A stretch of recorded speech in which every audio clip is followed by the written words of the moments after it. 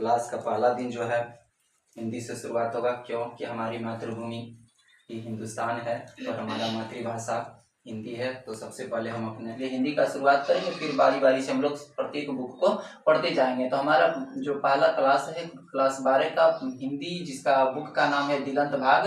तो इसमें कुल मिलाकर हमें गद्य खंड में 13 चैप्टर पढ़ना है और काव्य खंड में भी 13 चैप्टर पढ़ना है। तो गद्य खंड का पहला चैप्टर है बातचीत, जिसको लिखने वाले हैं बालकृष्ण भट्ट। इनके बारे में हम लोग जानेंगे। तो टोटल कुल मिलाकर हमें कितना 13 चैप्टर पढ़ना है। पहला चैप्टर है बातचीत, जिसको लिखने वाले हैं बालकृष्ण भट्ट, और दूसरा चैप्टर है उसने कहा था, जिसको लिखने वाले हैं चंदा शर्मा गुलेरी। तीसरा चैप्टर है संपूर्ण क्रांति, जिसको लिखने वाले हैं जयप्रकाश नारायण, और चौथा चैप्टर है अर्धनारीश्वर, जिसको लिखने वाले हैं रामधारी सिंह दिनकर। पांचवा चैप्टर है रोज, जिसको लिखने वाले हैं सचिदानंद हीरानंद वात्स्याय, जिसको हम लोग अज्ञेय के नाम से जानते हैं। छठा चैप्टर है एक लेख और एक पत्र, जिसको लिखने वाले हैं भगत सिंह, और सातवां है ओ सदा नीरा, जिसको लिखने वाले हैं जगदीश चंद्र माथुर। आठवां चैप्टर है सिपाही की मां, जिसको लिखने वाले हैं मोहन राकेश। नौवां है प्रगीत और समाज, जिसको लिखने वाले हैं नामवर सिंह, और 10वां चैप्टर है जूठन, जिसको लिखने वाले हैं ओम प्रकाश वाल्मीकि। 11वां चैप्टर है हंसते हुए मेरा अकेलापन, जिसको लिखने वाले हैं मलियज। और अगला 12वां चैप्टर है तिरिच, जिसको लिखने वाले हैं उदय प्रकाश। और नेक्स्ट यानी लास्ट चैप्टर है शिक्षा, जिसको लिखने वाले हैं जे कृष्णमूर्ति। तो हमें अभी पहला चैप्टर पढ़ना है बातचीत। और बातचीत क्या है? तो एक निबंध है। बातचीत क्या है? निबंध है। ये ऑब्जेक्टिव में इनसे बहुत सारे प्रश्न बनता है, तो उम्मीद है हम लोग ये 1 से लेकर 13 तक को याद कर लेंगे। इनसे भी ऑब्जेक्टिव में सवाल पूछा जाता है। तो पहला प्रश्न बनता है ऑब्जेक्टिव, बातचीत के लेखक कौन है? तो बातचीत के लेखक कौन है? बालकृष्ण भट्ट। दूसरा प्रश्न बनता है बातचीत किस विद्या से संबंधित है? तो क्या लिखेंगे? बातचीत क्या है? निबंध, ललित निबंध। अगर ऑप्शन में रहे ललित निबंध तो टिक मारेंगे ललित निबंध। अगर ललित निबंध ना रहे निबंध, कहानी, भाषण, इनमें से कोई नहीं तो क्या टिक मारेंगे? निबंध।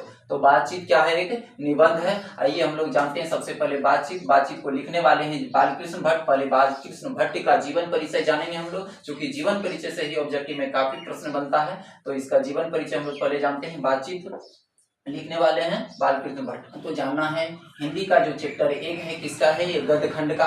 गद्य खंड में हमें कुल मिलाकर 13 चैप्टर पढ़ना था, जिसका पहला चैप्टर है बातचीत। किसने लिखा बातचीत? तो बालकृष्ण भट्ट ने लिखा है। बालकृष्ण भट्ट आधुनिक युग के साहित्यकार हैं और भारतेंदु युग के भी साहित्यकार हैं। ऑब्जेक्टिव में प्रश्न पूछा जाता है कि भारतीय यानी बालकृष्ण भट्ट किस युग के साहित्यकार हैं, किस युग के लेखक हैं, किस युग के रचनाकार हैं, किस युग के कथाकार हैं, किस युग के कहानीकार हैं? तो किस युग के? भारतेंदु युग के, आधुनिक युग के। जो ऑप्शन में मिले वो लगाएंगे। अगर हमें आधुनिक युग मिले ऑप्शन में तो आधुनिक युग लगाएंगे, और अगर भारतेंदु युग रहे तो भारतेंदु युग ऑप्शन में लगाएंगे। तो बालकृष्ण भट्ट किस युग के हैं? भारतेंदु युग के। इनका जन्म कब हुआ था? तो इनका जन्म हुआ था 23 जून 1844 ईस्वी को।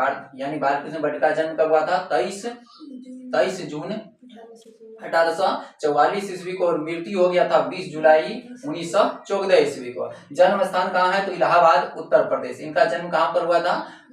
जन्म स्थान या निवास स्थान? निवास स्थान कहाँ? जहाँ जन्म हुआ अर्थात वहीं रहते थे ये। शुरुआत प्रारंभ में कहाँ रहते थे? जहाँ पर इनका जन्म हुआ। तो निवास स्थान कहाँ है इसका? इलाहाबाद, उत्तर प्रदेश।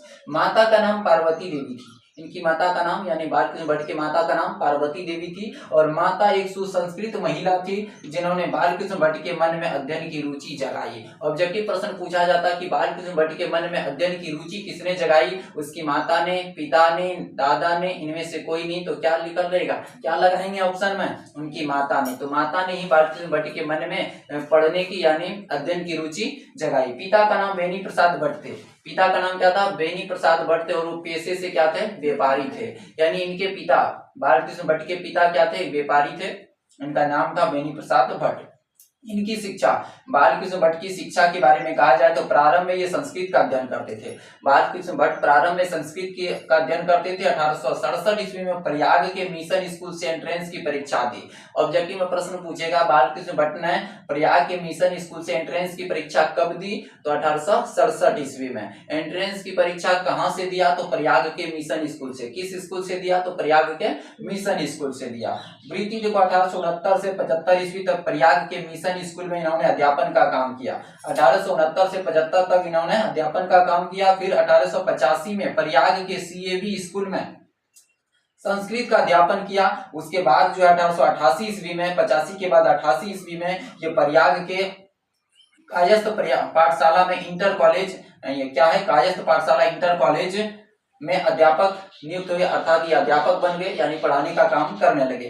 किंतु वहां का यानी स्वभाव ही उग्र देखा और उन्होंने वहां से नौकरी त्याग दी, नौकरी में रिजाइन दे दिया और फिर क्या काम करने लगे। उसके बाद ये लेखन के कार्य में जुट गए और अंत तक इन्होंने लेखन का काम किया है। विशेष परिस्थितियां इनके जीवन में ही बहुत सारी आई। क्या था विशेष परिस्थितियां? विशेष परिस्थितियां देखो मनुष्य के जीवन में कभी न कभी आती रहता है, किसी न किसी परिस्थितियों से उसे जूझना पड़ता है। सेम उसी प्रकार बालकृष्ण भट्ट के जीवन में भी आया जब इनके पिता का निधन हो गया। तो पिता का निधन के बाद देखो घर में कौन बचा जो कमाने वाले हैं, तो आर्थिक तंगी काफी आ गया, चूंकि कमाने वाले तो कोई बचा नहीं। तो इसके जीवन में काफी आर्थिक तंगी आई, लेकिन फिर भी इन्होंने हिम्मत से काम लिया और अपना अध्ययन का काम जो है, यानी अध्ययन का काम नहीं, क्या काम था इसका, लेखन का काम, लेखन का काम इन्होंने जारी रखा। तो पिता के निधनोपरांत पैतृक व्यापार संभालने के नाम पर गृह कलह का सामना करना पड़ा। पैतृक व्यापार अर्थात समझ रहे, यानी पुश्तैनी जो इनका व्यापार था, इनके पिता क्या थे, व्यापारी थे, तो उन काम धंधों को चलाना पड़ेगा। कौन चलाते? यही तो थे ना बालकृष्ण भट्ट। अब इनसे हो नहीं पाएगा बिना, अब देखो कितना उम्र का ही होगा, तो इनसे नहीं हो पाया, जिसके कारण घर में क्या हुआ, कलह हो गया, यानी लड़ाई विवाद, लड़ाई झगड़ा ये सब शुरू हो गया, जिसके कारण इन्होंने क्या किया, पैतृक घर को ही छोड़ दिया, घर से निकल गए, घर को ही छोड़ दिया, पुरानी घर को छोड़ दिया और आर्थिक संकट से जूझते रहे। चूंकि इनके पास रुपया कौड़ी तो था नहीं, कौन था कमाने वाला, कोई नहीं था, आर्थिक तंगी से परेशान हो गए। फिर भी इन्होंने हिम्मत से काम लिया और साहित्य के प्रति समर्पित रहे। साहित्य अर्थात इनका जो लेखन का काम था उनके प्रति ये समर्पित रहे, उनको नहीं छोड़ा। रचनात्मक सक्रियता देखो क्या, भारतेंदु हरिश्चंद्र की प्रेरणा से इन्होंने हिंदी वर्धनी सभा का गठन किया। किसकी प्रेरणा से? भारतेंदु हरिश्चंद्र की प्रेरणा से इन्होंने कौन, हिंदी वर्धनी सभा का गठन किया। उसके बाद जो है प्रयाग की ओर से इन्होंने 1877 ईस्वी में हिंदी प्रदीप नामक मासिक पत्रिका का संपादन किया। इन्होंने किस पत्रिका का संपादन किया है? हिंदी प्रदीप नामक। जैसे ऑब्जेक्टिव में पूछेगा हिंदी प्रदीप नामक मासिक पत्रिका का संपादन किसने किया, तो बालकृष्ण भट्ट ने। या फिर रहेगा बालकृष्ण भट्ट ने किस पत्रिका का संपादन किया, तो मासिक पत्रिका। ठीक है, ये मासिक पत्रिका का संपादन किया इन्होंने। उसके बाद ये मासिक पत्रिका लगातार कितने 33 वर्षों तक चलते रहे। इनकी कुछ प्रमुख रचना भी है। सबसे पहले हम लोग जानेंगे उपन्यास के बारे में। तो कुल मिलाकर कितना 8 उपन्यास है, देखते हैं। जैसे 3 3 6 2 8। याद कैसे रखना है, तो याद रखने का क्या तरीका बताए कि कहानी के रूप में बना देना हमें। तो कैसे बनाएंगे कहानी के रूप में, कि रहस्य कथा सुनाने जा रहे हैं कौन, नूतन ब्रह्मचारी। नूतन ब्रह्मचारी एक रहस्य कथा सुनाने जा रहे हैं। कौन? तो पहला क्या था, रहस्य कथा। कौन सुनाने जा रहे हैं? नूतन ब्रह्मचारी। क्या सुना रहे हैं कि 100 अजान एक सुजान। रहस्य कथा सुनाने जा रहे हैं नूतन ब्रह्मचारी। क्या था, तो 100 अजान एक सुजान, गुप्त बेरी। मतलब ये याद रखना कि रहस्य कथा सुनाने जा रहे हैं कौन, नूतन ब्रह्मचारी। क्या है, तो 100 अजान एक सुजान, और गुप्त बेरी मतलब गुप्त रूप से सुना भी दिया, गुप्त रूप से सुना दिया। रहस्य कथा कौन सुनाने जा रहे थे, नूतन ब्रह्मचारी। क्या सुनाया, 100 अजान एक सुजान, और गुप्त बेरी मैंने गुप्त रूप से सुना भी दिया। 4 को तो याद रह गया हो गया। कौन कौन बोलेंगे चारों?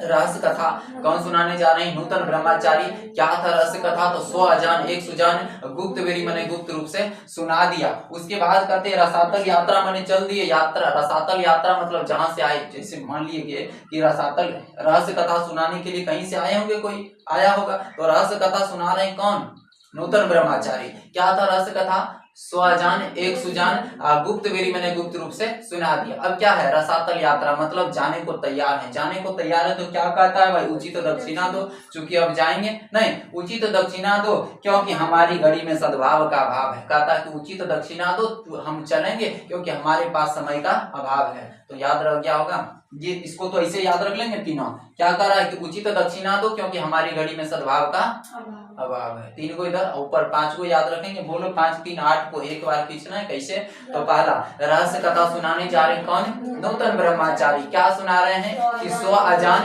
एक सुजान, और सुना भी दिया। क्या सुना दिया, गुप्त बेरी। अब चलने को तैयार है, रसातल यात्रा चलने को तैयार हो गया। कहता उचित दक्षिणा दो क्योंकि हमारी घड़ी में सद्भाव का अभाव है। इस तरह से उपन्यास 8 समाप्त हुआ। अब जो है अगला इनकी प्रमुख रचना जानेंगे।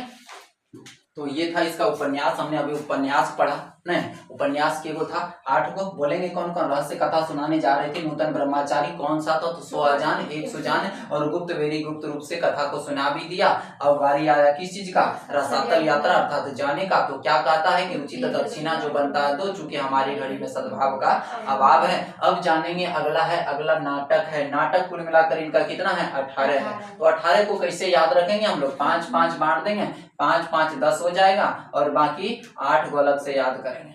5-5 नहीं, 5 ही लेना है, 2-2 4 1 5 यहाँ तक लिए और फिर से इधर 5 को लिए। तो देखो याद कैसे रखना है, 5-5 बांट देना है और इधर बच गया, फिर से याद करना है 18 को। तब तो जो है हम लोग पूरे ऑब्जेक्टिव को बना सकते हैं। चूंकि दिया रहता प्रश्न कैसे दिया रहता कि इनमें से कौन सी रचना बालकृष्ण भट्ट की नहीं है। तो नहीं है हम लोग कैसे खोज पाएंगे? जब तक न कि बालकृष्ण भट्ट की सारी रचना को याद रखेंगे तब तक कौन सी रचना नहीं है इनका याद नहीं रख सकते हैं और नहीं बना पाएंगे। तो पूरी सब यानी पूरे क्वेश्चन को बनाने के लिए हमें ये सारी चीजों को याद करना पड़ेगा। तो नाटक कितना है? 18 है, गिन के याद रखना, 18 नाटक पूरा देना। सबसे पहले 5 को याद करेंगे। नाटक देखने के लिए ये 5 व्यक्ति जा रहे हैं, दिमाग में सोचना है कि ये 5 व्यक्ति जा रहे हैं नाटक देखने के लिए। कौन कौन? तो पद्मावती, किराता अर्जुनी, वेणी संहार, शिशुपाल वध, नल दमयंती, ये 5 को याद रखना। पांचों देखो कैसे याद रखेंगे, बैठा ना पांचों। हाँ ध्यान देना है। नाटक देखने के लिए 5 व्यक्ति जा रहे हैं, गिन के पूरा देना 5 को। कौन कौन? तो पद्मावती पहला याद है, पद्मावती। दूसरा किराता अर्जुनी, दोनों याद रखना, पद्मावती किराता अर्जुनी। नाटक देखने कौन कौन जा रहे हैं? पद्मावती किराता अर्जुनी और वेणी संहार। पद्मावती किराता अर्जुनी वेणी संहार के, पद्मावती किराता अर्जुनी और वेणी संहार, ये 3 हुआ। 2 और याद रखना है, शिशुपाल वध और नल दमयंती। शिशुपाल वध और नल दमयंती, ये 5 व्यक्ति मिलकर नाटक देखने जा रहे हैं। अब नाटक देखा तो कौन कौन सा नाटक देखा? शिक्षादान, चंद्रसेन, सीता वनवास, पतित पंचम, मेघनाथ वध। यानी 5 व्यक्ति मिलकर नाटक देखने जा रहे हैं। के नाटक देखा? तो 5 नाटक देखा। तो 5-5 कितना? 10 हो गया। ये पांचों कौन कौन थे याद रखना, पद्मावती किराता अर्जुनी वेणी संहार शिशुपाल वध नल दमयंती। तो 3 को एक साइड याद रखेंगे, 3 2 5 को हो जाएगा। पद्मावती किराता अर्जुनी वेणी संहार, बोलो पद्मावती किराता अर्जुनी वेणी संहार, पद्मावती किराता अर्जुनी वेणी संहार, पद्मावती किराता अर्जुनी वेणी संहार। तीनों बोल के देखो, बोलो जल्दी फटाफट। पद्मावती किराता अर्जुनी और वेणी संहार, पद्मावती किराता अर्जुनी और वेणी संहार। 2 और बोलेंगे, शिशुपाल वध। कौन? शिशुपाल वध, शिशुपाल वध और नल दमयंती या दमयंती स्वयंवर। कौन में ये याद रखना, नल दमयंती याद रखना। पद्मावती किराता अर्जुनी वेणी संहार शिशुपाल वध और नल दमयंती, ये 5 को व्यक्ति मिलकर जा रहे थे कहाँ? नाटक देखने। कौन कौन थे? 5 बार फिर से रिपीट करेंगे, पद्मावती किराता अर्जुनी वेणी संहार शिशुपाल वध और नल दमयंती। ये 5 व्यक्ति जब नाटक देखने गए, ठीक है, तो कितना नाटक देखा? 5 को। कौन कौन नाटक देखा? इन 5 को भुला जाना। अब भुला जाना, कौन कौन भुला गए इसको भी याद रखना कि भूल तो गए लेकिन कौन कौन भूले। कौन कौन भूले बताओ तो उनको साइड कर दो। पद्मावती किराता अर्जुनी वेणी संहार शिशुपाल वध और नल दमयंती, ये 5 को साइड कर दो। अब हमें 5 को याद रखना है। कौन कौन 5 को नाटक देखा? तो शिक्षादान, चूंकि शिक्षा बहुत महत्वपूर्ण चीजें हैं इसलिए सबसे पहली जो नाटक देखा उन्होंने शिक्षादान, शिक्षा से रिलेटेड, तो शिक्षादान याद हो गया। उसके बाद चंद्रसेन, शिक्षादान चंद्रसेन, शिक्षादान चंद्रसेन, सीता वनवास, सीता वनवास, शिक्षादान चंद्रसेन सीता वनवास, तीनों याद रहा। शिक्षादान चंद्रसेन सीता वनवास, शिक्षादान चंद्रसेन सीता वनवास। पतित पंचम मेघनाथ वध, पतित पंचम मेघनाथ वध। तो कौन कौन से ये 5 को नाटक देखा? बोलो फिर से। शिक्षादान चंद्रसेन सीता वनवास पतित पंचम और मेघनाथ वध, पतित पंचम और मेघनाथ वध। 5 बोलेंगे फिर से। 5 कौन कौन नाटक देखा? शिक्षादान चंद्रसेन सीता वनवास पतित पंचम मेघनाथ वध। तो सबसे पहला जो नाटक देखा शिक्षादान, तो भूलेगा ही नहीं चूंकि सबसे महत्वपूर्ण चीजें हैं शिक्षा, शिक्षादान, ये सबसे पहला नाटक था। चंद्रसेन और सीता वनवास भी याद रह जाएगा। तो शिक्षादान चंद्रसेन सीता वनवास, और दूगो अलग से याद रखना, कौन?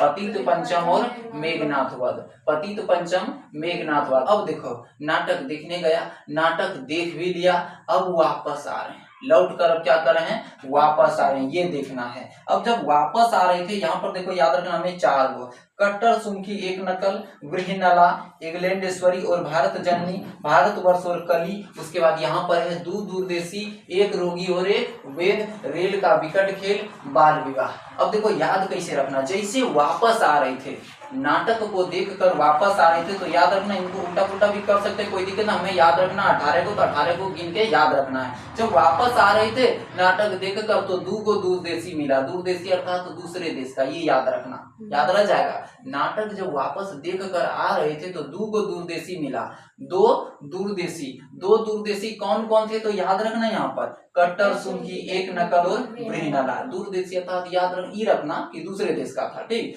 दूगो दूरदेशी मिला, कौन कौन था? कट्टर सुम की एक नकल और गृहनला, याद हुआ? दूगो दूरदेशी कौन कौन? कट्टर सुम की एक नकल और गृहनला। उसमें से एगो रोगी था और एगो वेद था, तो हमें याद रखना यही से, उससे पहले इसको जोड़ देंगे, इंग्लैंडेश्वरी और भारत जननी। जैसे वापस आ रहे थे तो दूगो दूरदेशी मिला, कट्टर सुम की एक नकल और गृहनला। उसमें से देखो एगो इंग्लैंडेश्वरी और भारत जननी, एगो याद रखना कि इंग्लैंडेश्वरी और भारत जननी, एगो इंग्लैंड का था एगो भारत का था, जिसमें से एगो रोगी था एगो वेद था। जो दो व्यक्ति थे जैसे वापस आ रहे थे तो दूगो जो दूरदेशी मिला, कौन कौन दूगो दूरदेशी मिला? तो कट्टर सुम की एक नकल और गृहनला। उसमें से एगो इंग्लैंडेश्वरी, यानी क्या याद रखना है? इंग्लैंडेश्वरी और भारत जननी, कहने का मतलब एगो इंग्लैंड का था एगो भारत का था। अब जो एगो इंग्लैंड का था एगो भारत का था, तो उसमें से एगो था रोगी और एगो वेद, कहने का मतलब ये याद रखना, इंग्लैंड वाला क्या था? रोगी, और भारत वाला एगो वेद था। नहीं, उसमें से क्या था?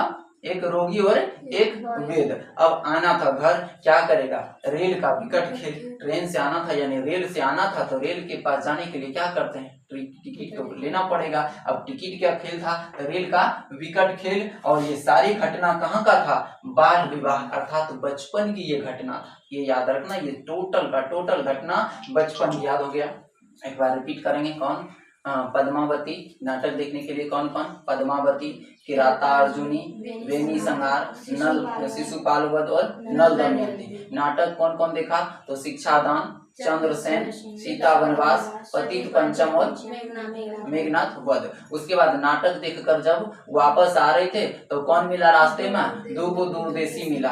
दूगो दूरदेशी कौन था? तो एगो कट्टर सुम की एक नकल और दूसरा था गृहनला, जिसमें से एगो इंग्लैंडेश्वरी और भारत जननी, कहने का मतलब ये याद रखना, एगो इंग्लैंड का था एगो भारत का था। अब उन दोनों में एगो रोग था एगो वेद था, मतलब कहने का मतलब एगो रोगी था और एगो वेद था। अब दोनों जब आ रहे थे तो याद रखना रेल का विकट खेल था, यानी रेल से आना था तो टिकट का तो बात है, इसलिए रेल का विकट खेल याद रखना। और ये सारी घटना कहाँ का था? तो बचपन का, यानी बचपन में ही ये सारी घटना हुआ था, जो कि बड़े होने के बाद कौन जा सकता है नाटक देखने, अपने ही तो कार्यों से मुक्ति नहीं मिलती। उसके बाद अंत में एगो लास्ट याद रखना, भारतवर्ष और कली, भारतवर्ष और कली, ये याद रख लेना। तो इस प्रकार कुल मिलाकर कितने नाटक हो गए? तो नाटक हो गया टोटल 18 नाटक हो गया। एक बार रिपीट करेंगे, पूरे 18 नाटक को बोलेंगे, याद हो पाएगा। 18 नाटक। जब सबसे पहले कैसे 5 को दिमाग में बैठाना कि 5 गो नाटक देखने के लिए गए थे, कौन कौन? पद्मावत, किराता अर्जुनी, वेणी संहार, शिशुपाल वध और नल दमयंती। उसके बाद नाटक देखा जाता है 5 को, 5 5 10 हो जाएगा। कौन कौन नाटक? शिक्षादान, चंद्रसेन, सीता वनवास, पतित पंचम, मेघनाथ वध। उसके बाद नाटक देखकर जब वापस आ रहे थे, अर्थात रास्ते में दूगो दूरदेशी मिला। दूरदेशी कौन कौन थे? तो कट्टर सुम की एक नकल, गृहनला। उसके बाद दोनों में से एगो इंग्लैंडेश्वरी और भारत जननी, कहने का मतलब एक इंग्लैंड का था एक भारत का था, जिसमें से एगो रोगी था और एगो वेद था।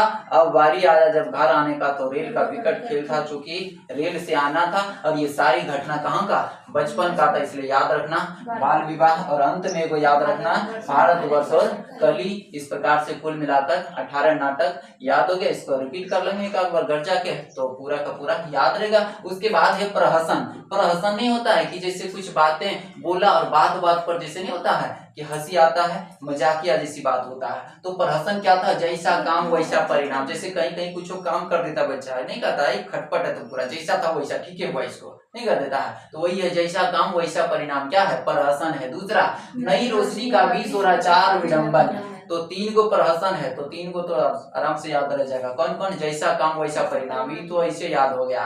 क्या था, प्रहसन, जैसा काम वैसा परिणाम, नई रोशनी का बीस और आचार विडंबन, जैसा काम वैसा परिणाम, नई रोशनी का बीस और आचार विडंबन, ये 3 गो क्या था, प्रहसन। और अंत में ये भी याद रखना कि निबंध जो है इन्होंने 1000 के आसपास निबंध लिखा, जिसमें 100 से ऊपर बहुत ही महत्वपूर्ण निबंध है। और भक्त निबंध माला नाम से 2 खंडों में इसका एक संग्रह प्रकाशित हुआ था। कितने खंडों में, 2 खंडों में। किस नाम से, तो भक्त निबंध माला नाम से 2 खंडों में इनका एक संग्रह प्रकाशित हुआ। किसका, तो बालकृष्ण भट्ट का। याद रखना इन्होंने कितने निबंध लिखा, तो ऑप्शन में रहेगा लगभग 1000 के आसपास। तो प्रश्न रहेगा कि बालकृष्ण भट्ट ने कितने निबंध की रचना की, तो इन्होंने लगभग 1000 के आसपास निबंध की रचना की, जिसमें 100 से निबंध यानी 100 से ऊपर निबंध जो है बहुत ही महत्वपूर्ण है। उसके बाद याद रखना है कि भक्त निबंध माला नाम से इनका 2 खंडों में एक संग्रह प्रकाशित हुआ।